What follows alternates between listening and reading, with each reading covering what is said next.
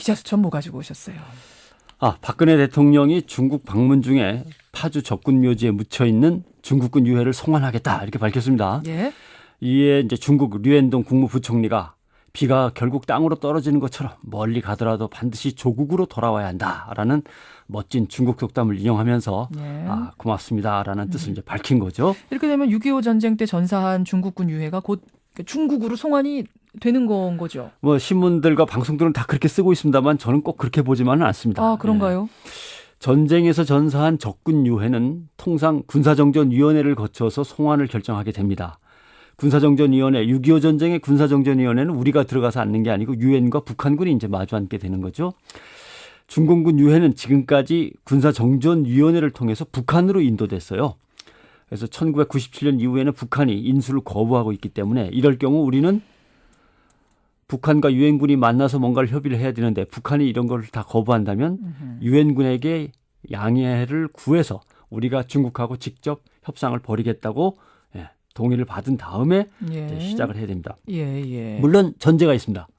중국이 보내달라고 그러면 고맙게도 그렇게 생각하신다면 보내달라고 요청을 해야만 그게 가능한 거죠. 아니 중국이 중국군 보내준다는데 보내지 말라고 할 수도 있습니까? 말라고 할 수 있는 가능성에 대해서 지금 저도 고민을 하고 있는데 뭐 옛날 얘기 하나 할까요? 중국 혁명을 이뤄냈던 그 마오쩌둥, 모택동 큰아들을 6.25 전쟁터로 보냈습니다.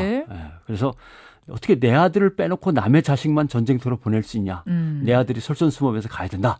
이렇게 전쟁터로 갔어요. 그러니까 큰아들이 무사했냐. 전사했습니다. 그러니까 모택동, 마오쩌둥은 아들의 시신을 중국으로 데려와야 되는데 북한에 묻으라 그랬습니다. 북한 땅에 묻혀 있습니다. 왜냐하면은 어떻게 내 아들의 시신만 내 조국으로 데려오느냐. 북한 땅에서 숨진 36만 명의 중공군은 그럼 어떡할 거냐. 그러니까 내 아들만 그렇게 할 수는 없는 것이다. 중공군 모두 36만을 데려오면 모를까. 그랬군요. 그럴 수는 없다라고 해서 지금 모택동의 아들은 북한 땅에 묻혀 있습니다. 중국이라고 하는 나라를 따져보면 인구가 무지하게 많지 않습니까? 그렇죠. 땅덩이는 또 무지하게 넓습니다.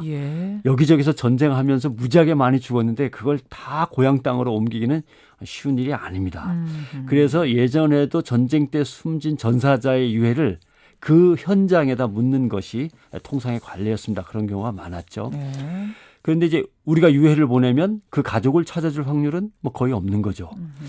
또 따로 6.25 전사자 묘역을 만들 것도 아닐 것으로 보입니다. 중국에서는 사람이 죽으면 화장을 치릅니다. 거의 100%라고 합니다. 납골당에 일정 기간 안치를 했다가 평장으로 땅에다가 그냥 평평하게 묻는 거죠. 봉분을 안 하고 그냥 땅에다가 땅 파고서 바로 묻어버리는 겁니다. 이제 오래된 전통은 아닌데 공산혁명 이전에는 다 봉분을 해서 묘지를 크게 만들었습니다. 중국 대륙을 갖다가 하나의 거대한 묘지라고 부르지 않았습니까? 그러니까 전국에 크고 작은 묘지가 가득했어요. 1930년대 조사한 걸 보면 중국의 묘지 면적은 남한 땅보다 훨씬 넓습니다. 묘지 면적만 더해도. 그러니까 중국의 연간 평균 사망자가 몇백만 명이냐면 600만 명이에요. 1년에 600만 명씩 죽는데 그걸 다 묘지를 만들려면 그렇겠네요. 엄청난 거죠. 근데 중국 인구와 땅을 다시 한번 비교를 해보면 이렇습니다. 세계 인구의 20% 넘게가 중국 사람입니다. 그렇지 않습니까? 중국에 살고 있습니다. 근데 땅은 세계 농사 짓는 땅의 7%밖에 안 됩니다. 그러니까 중국의 그 수많은 사람이 갈아먹고 살려면 땅이 필요한데 묘지가 엄청난 속도로 불어나가는 걸 가만둘 수 없었던 거죠. 그러네요. 그래서 모택동의 혁명정부는 1956년에 화장을 법으로 정해버립니다. 화장해야 된다. 이게 장묘 문화혁명이라고 하는 건데. 법으로 정해버렸어요. 그렇습니다. 그래서 북경시 근처에 가면 이제 팔보산이라고 있는데 거기에 혁명공묘와 인민공묘라는 게 있습니다. 혁명공묘는 국가 지도자나 고위 간부들의 납골만 화장해서 묻어버리는 거고 간단하게 역시 평장으로 봉분 없이 땅에 평평하게 아무리 묻어버립니다. 고위 간부라도 평장. 근데 지금은 장묘문화 제2혁명이라는 게 또 있어요. 이거는 화장을 해서 그나마 땅에 묻는 것도 안 하고 유골을 바다에 뿌리는 걸 갖다가 이제 원칙이라고 하면 뭐하지만 법으로는 아니지만 원칙으로 해서 운동을 펼쳐나가고 있었던 거죠. 그건 왜 그런 건가요?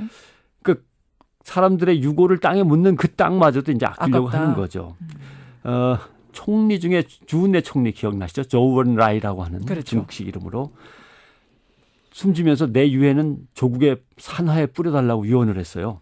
1976년에 숨지면서 화장을 해서 그 유골을 비행기로 전국을 날아다니면서 골고루 뿌렸습니다. 예. 등소평, 덩샤오핑 주석이 직접 비행기를 타고 가면서 뿌렸어요. 그래요. 그러니까 이 사람의 취지는 내가 죽어서도 어떻게 또 내 나라 땅을 갖다가 쓸 수 있느냐. 그냥 뿌려다오. 이랬던 겁니다. 예. 그 뒤로 뭐 누구도 군말 없이 고위 지도자들도 화장해서 전국에 유골을 뿌리는 것이 이제 유행이 됐습니다. 그렇군요. 덩샤오핑도 1997년 93세의 나이로 사망했습니다. 등소평. 네, 등소평. 그의 유언도 마찬가지였어요. 사망 직후에 각막과 장기는 해부학 연구용으로 기증됐고 유해는 화장을 해서 동중국해와 남중국해에 꽃잎과 함께 섞어서 뿌렸습니다. 그건 또 왜 그랬냐?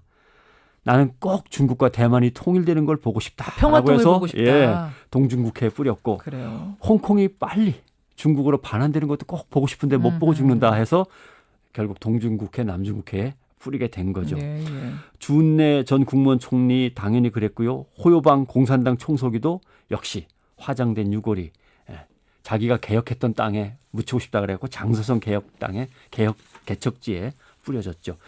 이런 식으로 중국은 지금 묘지를 만들어서 거기에 우리 국립 현충원처럼 그렇게 만드는 그런 게 아닙니다. 그래서 과연 중국이 북한 땅에 있는 36만의 중공군을 어떻게 할 것이냐. 예. 또는 이제는 봉분을 만들어서 국가 유공자들을 갖다 큰 묘지에다가 모시지 않는 그런 혁명 운동의 결과가 이미 뿌리를 내렸는데 지금 받아서 어떻게 할 것이냐. 고민이 되겠네요. 여러 가지 고민이 있는데 중국 정부도 지금 아마 박근혜 대통령이 돌려보내겠습니다 하니까 그 자리에서 곤란한데요. 생각 좀 해보세요. 이럴 수는 없죠. 그러니까 비가 땅으로 떨어지듯 그렇죠.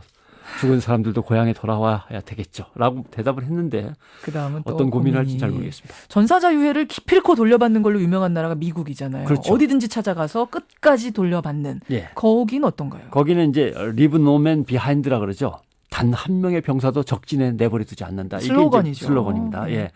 단 한 명만 어딘가 있다면 지구 어디든 쫓아가서라도 데려온다라고 하는 건데 하와이 히컨 미 공군기지 내에 전쟁 포럼이 실종자 확인 합동사령부라는 게 있습니다.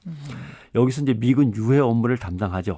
그러니까 이 합동사령부의 슬로건은 이렇습니다. 그들이 집으로 돌아올 때까지 우리는 포기하지 않는다 이거죠. 그다음에 조국은 당신을 잊지 않는다. You are not forgotten이라고 하는 유명한 구호죠. 네. 이런 구호를 앞세워서 어디에 있든 미군 포로든 미군 전사자든 유해라도 찾아오는 것이 미군의 원칙으로 되어 있습니다. 그래서 미군들은 포로로 잡히면 언젠가는 조국이 나를 찾으러 올 거야. 그런 믿음이 있어요. 항상 그런 믿음을 가지고 기다리도록 교육을 받는 거죠.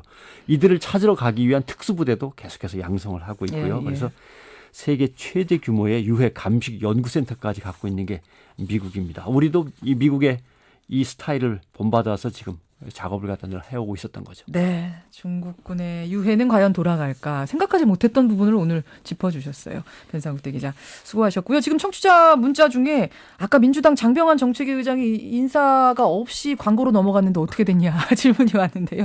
장병환 의장이 그때 그 마지막 마무리하는 부분에서 전화 음질에 문제가 생겨서 못 들으셨답니다. 꼭 인사를 대신 전해달라고 여러분들께 말씀하셨어요. 변상욱대 기자와도 인사 나누죠. 고맙습니다. 고맙습니다.